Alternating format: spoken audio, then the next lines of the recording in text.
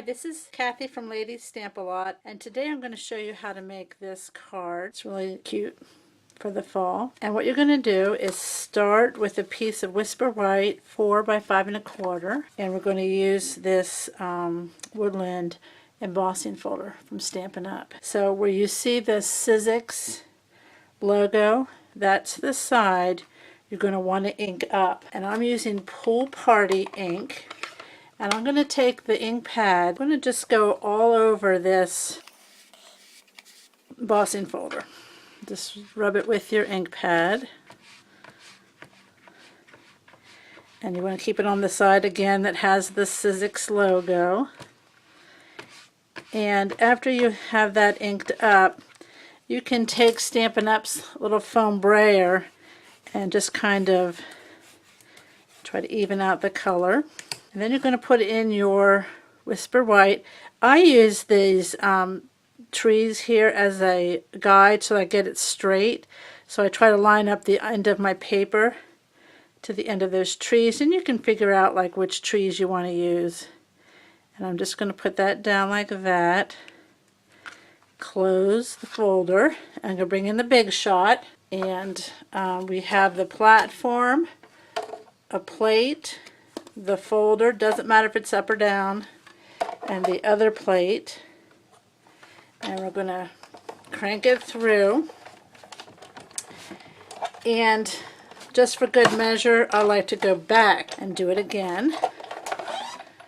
Let's see how that worked. So we're going to take that out, and there you have it. Now I took a Pool Party card base, and I'm going to layer that on there, and then let me show you how we finished it up. I just took a little scrap banner that's about 1/2 inch, and I stamped Happy Thanksgiving on it. And here's a little tip to get that little banner punch.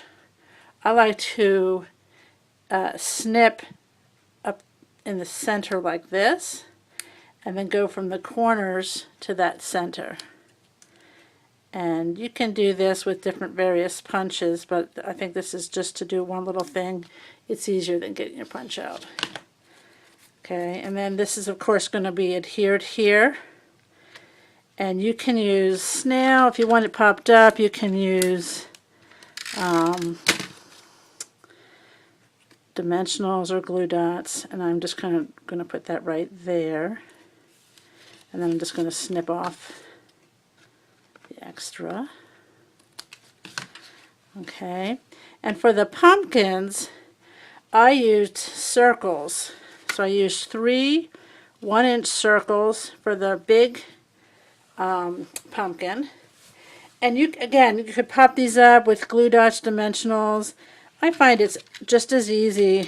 And when I had my stampers tell me if they could see the difference between the two cards, nobody could tell the difference until I pointed it out that one was popped up.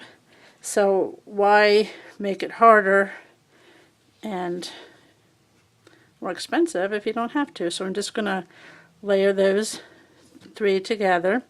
And if you look, that's the large one. This is 3/4 inches. I just took the pumpkin pie cardstock, and I sponged on the edges just a little bit with a white craft ink. And the more that you ink it, you get a really different effect. They look like different colors, and it just adds a lot of dimension to it. So that's something you need to play with. And this is what I do to all my little sponges, and I have a video about that too. So let's just put those together.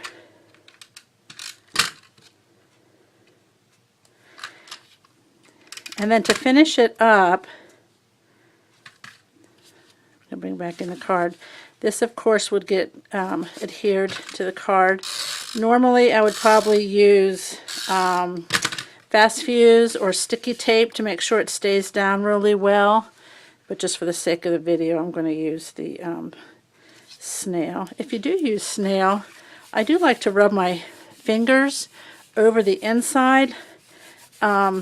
I was told one time that this warms up the glue and helps it to adhere better. So just your fingers touching that helps to get that to stay. So I do that. If I use snail. Okay, so here's the front again. And then what I'm going to do is just put my pumpkins down here. And for the leaves, I punched out some leaves from the Bird Builder punch from Stampin' Up. It's actually a retired punch, but I'm sure you have something you could use to make this work. And then I just put it on the back. Again, you could either use, to make it easy, I'm just going to put a little bit of snail and just adhere it like that. Just snip off the excess. And then just play around with it. I kind of wanted it to make it look like it was stems too. So that was a card we made at my stamp club, and everybody really enjoyed making that card and using that technique. If you have any other questions, please let me know, and thanks for stopping by.